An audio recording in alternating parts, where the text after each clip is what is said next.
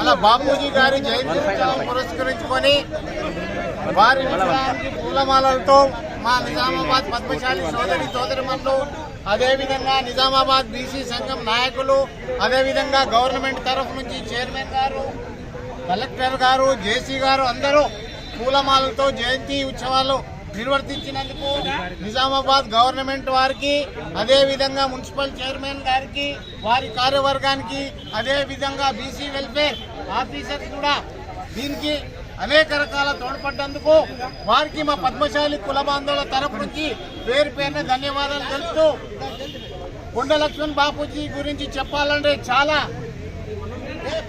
వివరించి చెప్పగలగాలా, కానీ నేను పుట్టకముందే ఆయన చేయని కార్యక్రమాలను చేసిండు కాబట్టి వారు బీసీ నాయకులకు కానీ, మా పద్మశాలి సోదరులకు కానీ, చేనేత సహకార సంఘం సభ్యులకు కానీ ఎనలేని సేవ చేశారు.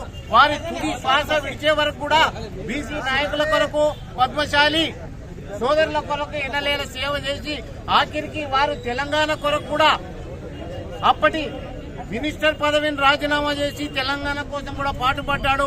కానీ ఆయన భాగ్యంలో తెలంగాణ చూడకుంటేనే తుది శ్వాస విడిచినందుకు మేమందరం చింతిస్తున్నాం. ఇటు బీసీ సోదరులము, అదేవిధంగా పద్మశాలి సోదరులందరం అని చింతిస్తున్నాం. కాబట్టి వారికి ఘనంగా జయంతి ఉత్సవాలు పురస్కరించుకొని ఇక్కడికి వచ్చిన పద్మశాలి సోదరులందరికీ మా కొండ లక్ష్మణ్ బాపూజీ అభివృద్ధి కమిటీ తరఫు నుంచి, పద్మశాలి సోదరుల తరఫు నుంచి పేరు పేరున ధన్యవాదాలు.